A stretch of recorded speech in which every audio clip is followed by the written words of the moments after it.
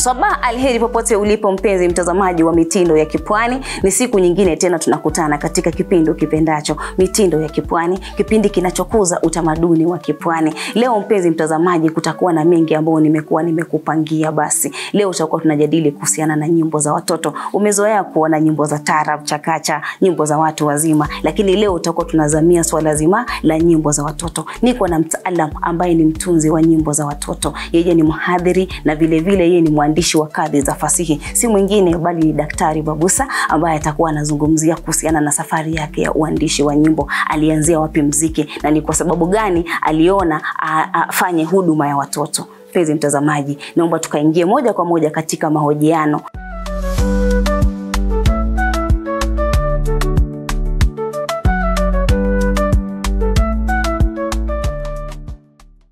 Hali vipi? Niko sawa. Nashukuru pia na nafurahia kunikaribisha kwenye kipindi chako. Naam. Haya, mtazamaji pia kuelewe zaidi kwa sababu labda kuna ambaye ndiye anakutizama kwa mara ya kwanza. Naam, jina langu mimi ni Daktari Hamisi Babusa, mhadhiri wa Kiswahili na taaluma ya lugha katika Chuo Kikuu cha Kenyatta, na pia mimi ni mwandishi wa hadithi za watoto. Na pia mimi ni mtunzi wa nyimbo. Nazio kwenye chaneli ya Babusa TV, nyimbo za Kiingereza na za Kiswahili ambazo huelimisha na kuburudisha watoto, na hizo nyimbo zinafikiana na mtaala wetu wa sasa wa CBC. Na wimbo ambao tunaleta karibuni mwisho wa mwezi huu wa Februari ni wa Kiingereza, ambao tushaweka tayari. Tumeweka wimbo Ninajua Kuhesabu, ambao watu wanaimba wakihesabu 1 hadi 10. Alafu wimbo ambao unafuata ambao tutauleta karibuni ni wimbo wa Kiingereza ambao unahusu mtoto anaitwa Komora, ambaye ni mvivu, anashindwa kuamka.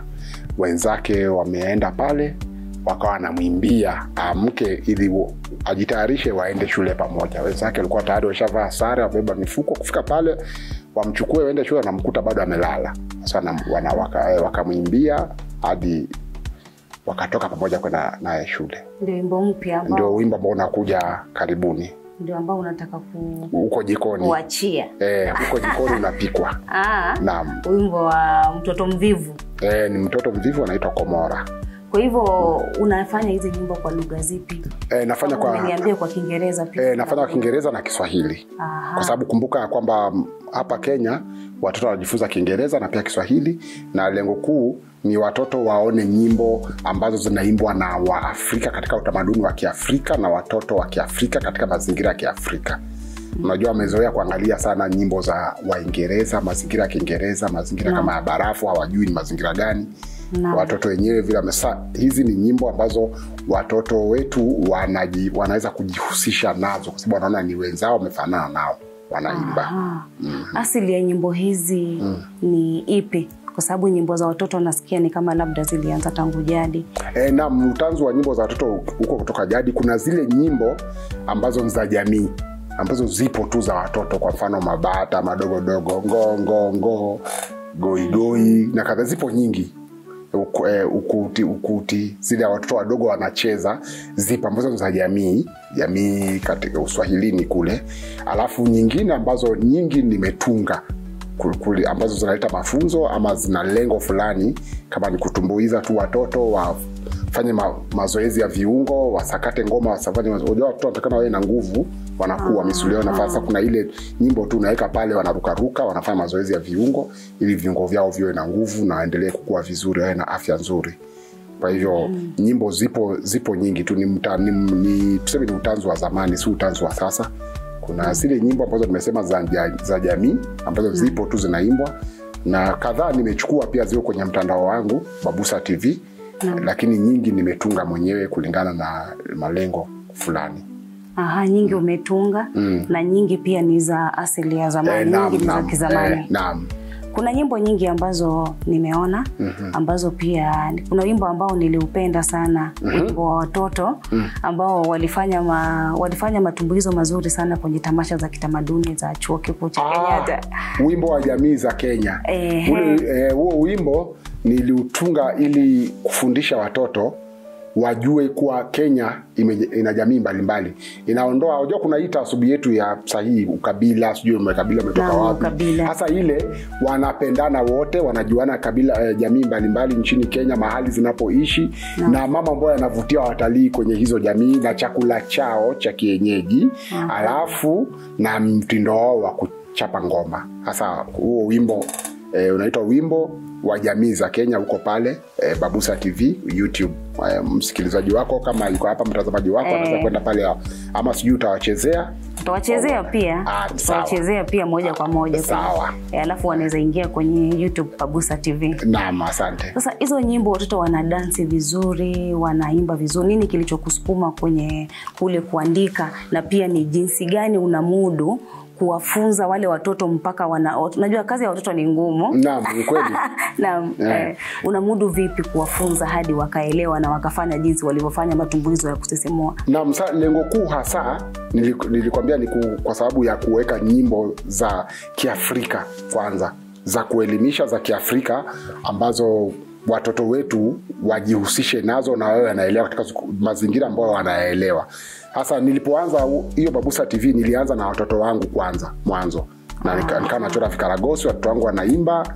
Alafu baadaye nikaona wacha watoto wako mwenyewe. Watoto wangu ndio walianza kuimba zile nyimbo nyingi za vikaragosi, wao ndio walikuwa wanaimba. Hata zile nyimbo ambazo nimeweka kwa mfano Mabata ni bado watoto wangu waliimba, ni ya zamani sana, waliimba miaka 2018.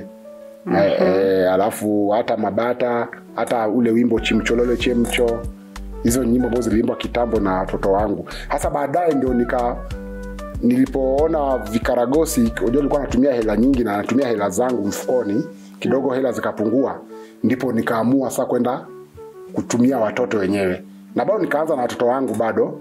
Nikaanza na watoto wangu alafu nikaanza kaongeza mpaka sasa niko na watoto idadi ya zaidi ya 50 ambao nikitaka kutengeneza video na zungumza na wazazi wao, nachagua katika hao, alafu tunaendelea, tunarekodi, wanaimba kwanza, natunga ule wimbo, tunaenda studio wanaimba, alafu baadaye sana na wachukua wale watoto, tunaenda ile miondoko kulingana na ule wimbo vile unavyosema.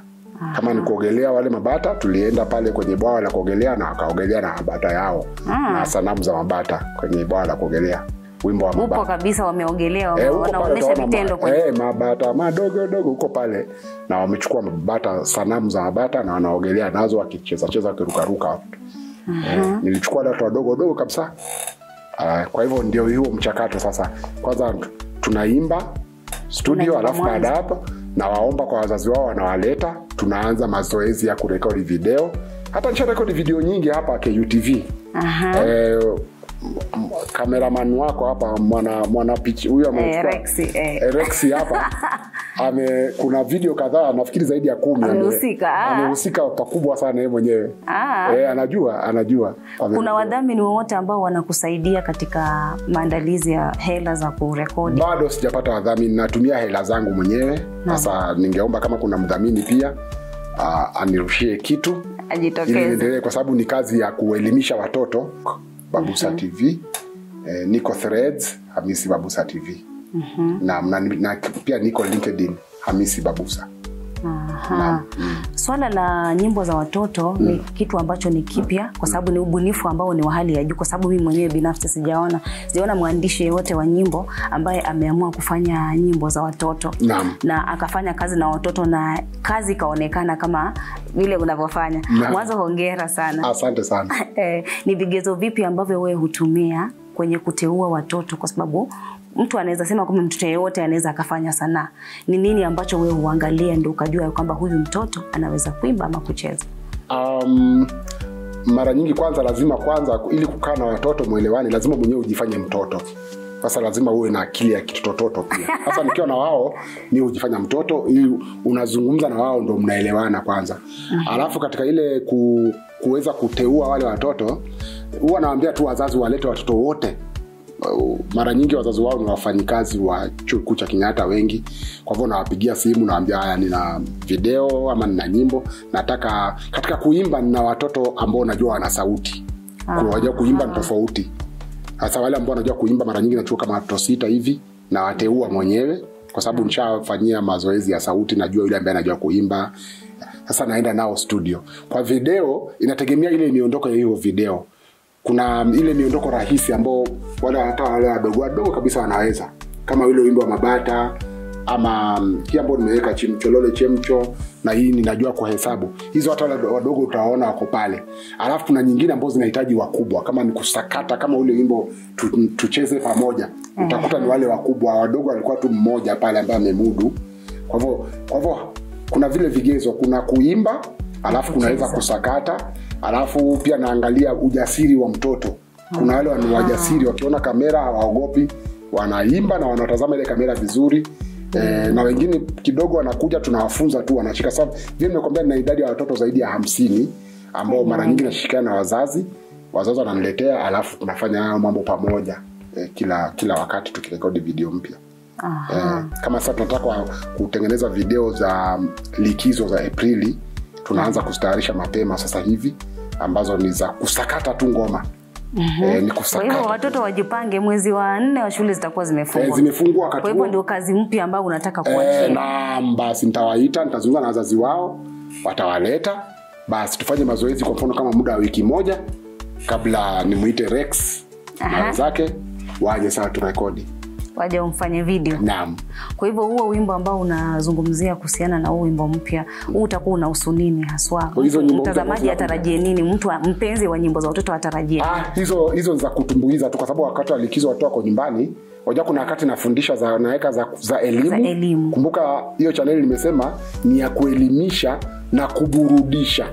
Hasa ukitazama sana kwenye mitandao yetu hii, jambo lingine ambalo nimefanya nianzishe hii channel ni kwa utakuta watoto wadogo wananenguliushwa na wazazi wao ama walezi wao mitindo ya watu wazima, kutingisha kiuno, kutingisha makalio.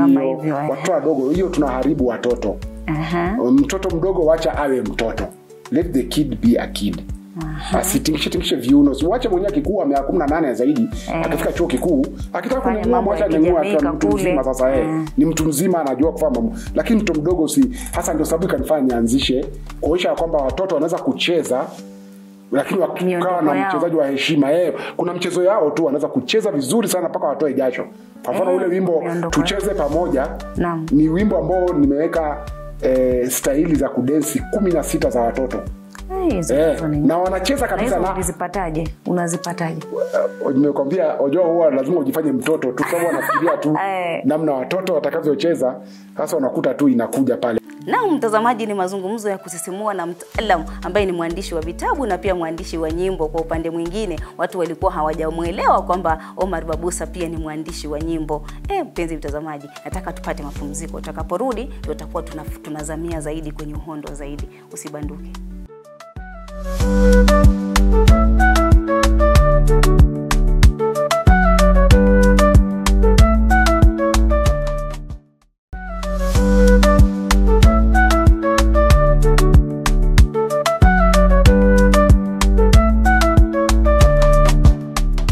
Na mtazamaji, karibu tena, unaendelea kutizama KUTV. Kipindi hewani ni mitindo ya Kipwani, na leo tutakuwa tunafanya mazungumzo ya kusisimua. Nilipokuwa kijana ama nilipokuwa mwanafunzi wa chuo kikuu cha Kenyatta, mimi nilikuwa mwanamuziki.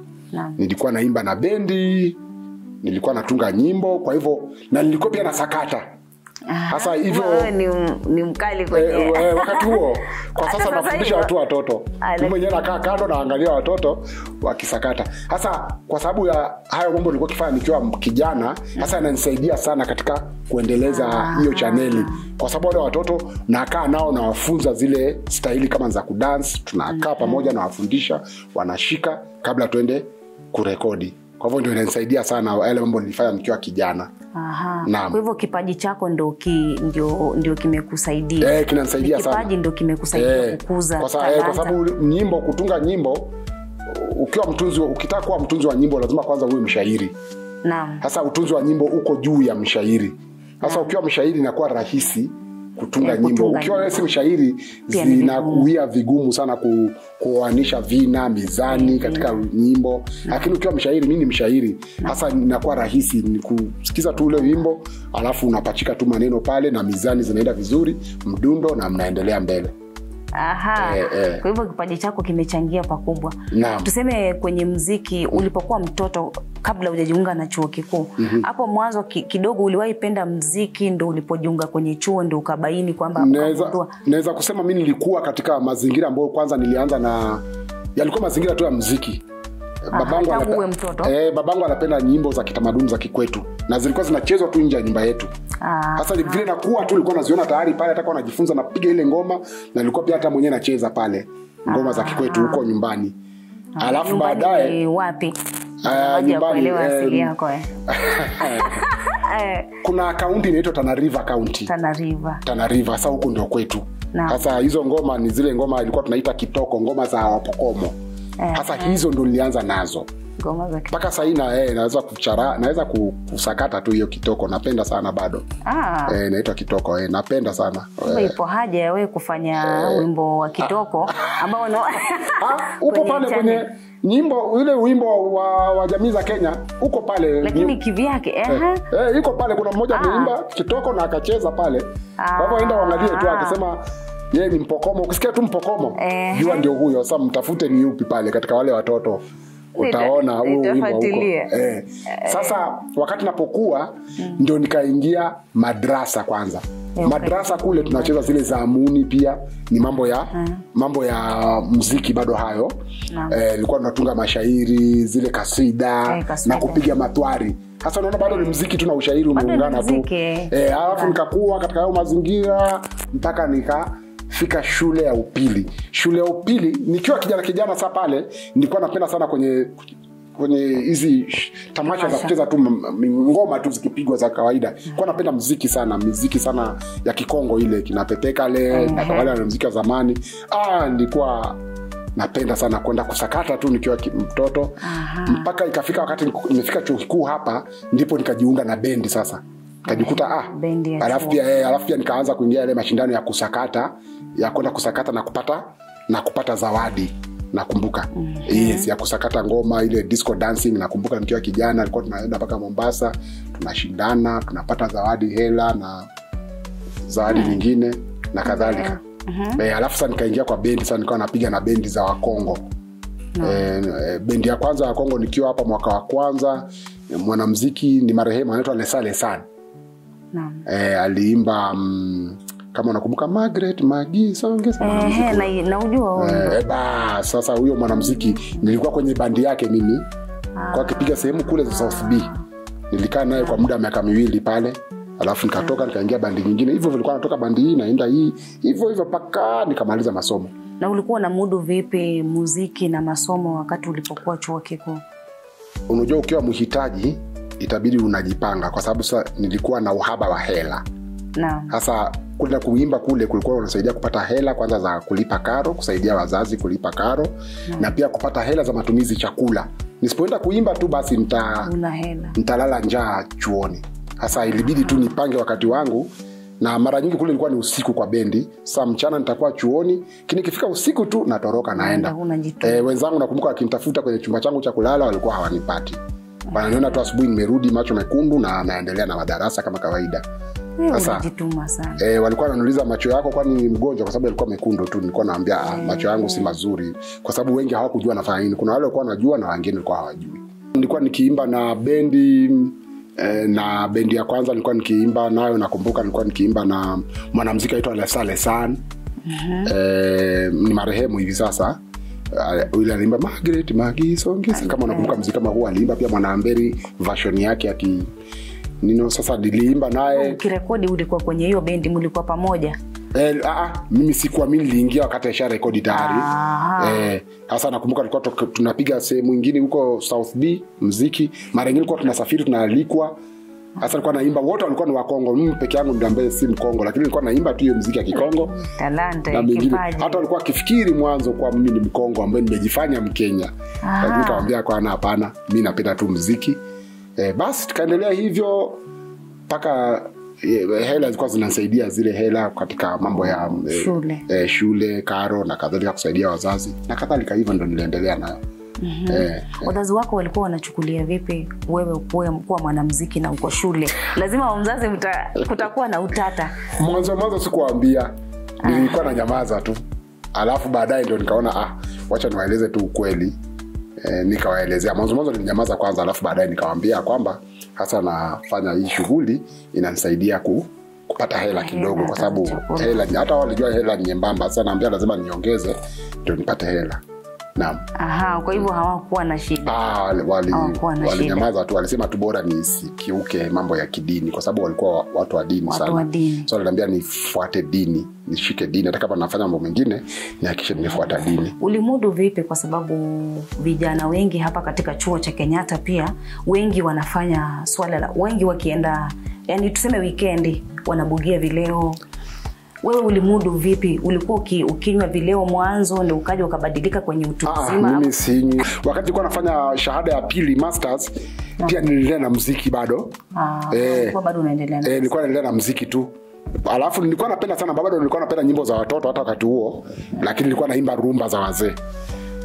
Hasa wakati nilipokuwa mhadhiri, sasa nilipomaliza paka shahada ya 3 kama mhadhiri, ndipo sasa nikaanza kupenda zaidi nyimbo za watoto, kwa sababu sasa siwezi kuingia tena upande wa muziki kwa sababu ya heshima ya kuwa mhadhiri. Alafu tena hiyo nafasi pia huna. Nafasi pia. Hasa ndio nikaona wacha sasa nitumie huu muziki twende upande wa watoto. Ndio sasa nikaanza. Sasa nilianza kutengeneza hizo kazi mwaka 2018. Kazi za watoto. Nikaanza kutengeneza nikitunga nyimbo, naenda na watoto wangu studio tunaimba, nampatia mtu wa vikaragosi, nampatia maelekezo, anaanza kutengeneza vile vikaragosi, katuni zile, animations. Pole pole tukaanza, alafu ndio asisi hiyo Babusa TV mwaka 2021. Naam. Ndio umeanzisha sasa. Ndio kaanza pale YouTube Babusa TV kama channel sasa.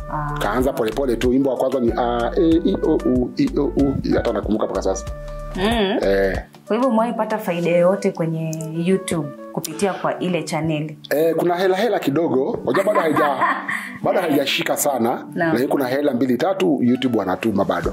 Lakini bado haijashika. Unajua mpaka upate wale subscribers ufikishe angalau 100,000. Sasa kidogo ndio utapata nini za kujimudu. Sasa nikitaka kutengeneza video bado natumia hela zangu tu, mshahara wangu ama hela zangu mwenyewe ndio natumia kutengeneza video. Kwa hivyo bado unahitaji watu? Bado nahitaji wadhamini. Sasa kama bado nahitaji udhamini, kama nitapata mdhamini yote ambaye atanisaidia kuendelea na hiyo kazi, ni kazi ya kuelimisha elimu ya watoto, asaidie ni sawa. Na pia watu kujiunga kwenye kusubscribe. Subscribe. Wanisaidie kusubscribe, tufikishe 100,000. Ukifikisha 100,000 basi wewe utakuwa upo vizuri. Angalau, yani si vizuri sana lakini angalau sasa nafuu. Nitakuwa na unafuu kidogo. Nafuu na kwa gharama za kutengeneza hizo video. Na hao watoto tuna gharama zenyewe za kuwasafirisha hapa na pale. Je, kuna tamasha zozote ambazo labda wewe unaalikwa? Kwa mfano kama chuo cha Kenyatta kilialika watoto hao, nikaunganisha na watoto pia wa shule ya msingi ya KU Primary na pia KU Academy, wakaungana na watoto wa Babusa TV, tukashiriki katika zile tamasha za kitamaduni za chuo cha Kenyatta. Tukashiriki, wakacheza dance vizuri sana, walicheza ule wimbo wa utamaduni, wimbo wa jamii za Kenya, walisakata vizuri sana. Na pengine mwakani pia nitaalikwa tena, lakini mara hii watakuja na mtindo mwingine. Ndio tunatengeneza sasa hivi. Sasa ndio wakati ukifika watakuwa wako tayari tena kwa namna nyingine. Kuna kazi ambazo unazipika? Naam. Hizo nyimbo ziko kwenye chaneli, tuseme ni kama nyimbo ngapi hivi ambazo ziko? Sasa hivi tumefikisha nyimbo 60 sasa. Tumefikisha nyimbo 60, tunaendelea. Kwa hivyo hizo nyimbo ni za watoto wa grade ipi? Kuanzia chekechea hadi grade ya 4. Zote zile mada pale zile za CBC tunaangalia. Kwa mfano kama mfano wa grade ya 4 kuna wimbo wa bendera ambao unafundisha watoto rangi za bendera na maana. Alafu chekechea tuna nyimbo wa kuhesabu kutoka 1 hadi 10 ambao tumeweka juzi na kadhalika. Kwa hivyo mada mbalimbali tu pale zinafundisha mada zile za kusoma na pia kuna zile za kuwatumbuiza. Kwa hivyo zote ziko kwenye hiyo channel. Mtu anaingia tu pale kwenye YouTube Babusa TV na anaona pale kuna nyimbo za Kiingereza na kuna nyimbo za Kiswahili. Naam. Kwa hivyo kwenye kuteua, tuseme sasa hivi kuna mtu ambaye labda ni mwalimu ama kuna mwalimu ambaye ana wanafunzi. Je, wewe unaushirikiana na shule? Naam, ananiandikia tu ujumbe, huwa anashirikiana na shule. Kwa mfano nimeshirikiana na KU Academy na tukatengeneza pale video tayari tushapachika 2, bado moja ambao tutapachika pale, tumeshirikiana na wao. Kwa hivyo shule ikitaka kushirikiana mimi, wananitumia tu ujumbe ama hata kwa nambari 0728010459. Anatuma ujumbe hapo, alafu tunazungumza, tujadili namna shule itakavyoshiriki katika hizo nyimbo za Babusa TV. Wanaweza wakaweka kwenye hiyo channel. Naam, inaweza kuwa kama tangazo kabisa, kutangaza shule vizuri. Naam, tutasikizana tu vile tutashirikiana pamoja. Kwa hivyo pia wao ndio wanaweza wakagaramia pia kiasi. Wakagaramia kwanza hiyo ni watagaramia kiasi, kwa sababu ni kama kuwatangazia. Kumbuka pale zile nyimbo zangu zishatazamwa kwa kijumla sasa zaidi ya mitazamo milioni 10. Zaidi ya mitazamo milioni 10. Kwa hivyo watu wanatazama sana. Kwa hivyo mwenye shule pale shule yake itakuwa inajitangaza pale na atapata wateja zaidi na wazazi na wanafunzi. Ni kweli. Itakuwa inamsaidia katika matangazo ya kibiashara. Kabisa. Alafu yeyote endapo kuna mzazi pale nyumbani ambaye ameona Babusa Kids na anataka mtoto wake ashiriki. Anataka mtoto ndio. Nahitaji watoto kuanzia PP2 hadi grade ya 4. Hadi grade ya 5 ambao wanajua kuimba, wana sauti kama anaweza kuimba, ama ni wachangamfu, wacheshi, na pia wanajua kusakata. Anatumia tu ujumbe kwa hiyo nambari tu 0728010459. Anatumia ujumbe ama kwa WhatsApp, alafu tutajadili tuongee. Alafu mnajadili jinsi mtoto atakavyo. Naam. Sasa hapa Babusa nimeona muda pia unazidi kutupa kisogo. Utazidi kualika mara kwa mara. Asante. Kuhusiana na hii channel. Nitakuja mara nyingine, nitakuja na watoto. Utakuja na watoto wako pia waimbe. Na pia kwenye hiki kipindi kwenye awamu ijayo, awamu ya 3 pia tutakuwa tunaweka zile nyimbo. Asante. Za watoto. Nashukuru sana. Kwa hivyo sasa hapa unapoaga naomba tu mtazamaji pia ajue endapo uko katika mitandao ya kijamii. Naam, hasa pale Babusa TV iko YouTube. Unaenda YouTube, unaandika Babusa TV, BABUSA, alafu TV kama neno mawili, alafu utaona zile nyimbo karibu 60 video pale ziko pale za watoto watafurahia mada mbalimbali. Facebook Hamisi Babusa, pia Facebook Babusa TV, ama pia Babusa Kids. Utapata pale vigezo vya hizo video na zile linki. LinkedIn Dr. Hamisi Babusa, X Hamisi Babusa, TikTok Babusa TV, Instagram Hamisi Babusa TV, Instathreads Hamisi Babusa TV. Kwa hivyo kote niko huko. Kote upo. Haya, mimi nimeshukuru sana kwa muda wako, kwa kutenga muda wako kusema nami. Na mimi nimeshukuru sana kwa ualishi na utanialika tena. Nimeshukuru sana, asante. Asante sana. Siku nyingine pia nitakualika uje na watoto watu wajionee moja. Tutabeba wote 50 waje. Wajaze studio hapa. Kabisa. Haya, Mungu akubariki sana. Asante sana. Nashukuru. Haya. Naam, huyo ni mtaalamu ambaye ni mtaalamu wa kadhi za fasihi, ni mwanamuziki, ni mtafiti pia wa kadhi za sayansi, na vile vile ndio mwandishi wa nyimbo ambazo ni za Babusa TV. Yaani yeye ndio Babusa, Omar Babusa ndio mgeni wangu ambaye tumekuwa naye siku hii ya leo. Mpenzi mtazamaji, popote pale ulipo pale nyumbani, na imani umepata kupata habari za kusisimua, umepata kuhamasishwa. Kama wewe ni kijana, umesikia kwamba Omar Babusa alikuwa akiimba kwenye bendi usiku ndio apate hela za kulipa karo katika chuo cha Kenyatta, vile vile kununua chakula na kuwasaidia wazazi wake. Kwa hivyo mpenzi mtazamaji, ukiwa pale kijana pale nyumbani, jitume. Mafanikio yote hayaji bila kujituma. Mpenzi mtazamaji, naomba kaweze kuzitizama hizo nyimbo za watoto wa Babusa katika awamu ijayo. Awamu ya 3 basi itakuwa ni Babusa Kids, watakuwa wametawala anga za mitindo ya kipwani hapa kwenye KUTV. Mpenzi mtazamaji, usikose kutufuata sisi katika mitandao ya kijamii @KUTV Kenya katika mitandao yote ya kijamii, bila kusahau @Waridi Tamu katika mitandao yote ya kijamii. Ingia kwenye mitandao yote, ingia pia kwenye YouTube upate subscribe kwenye channel yangu, subscribe pia kwenye Babusa TV upate burudani za watoto. Hadi wiki ijayo tena muda kama huu na saa kama hizi kwenye mitindo ya kipwani. Kwa heri.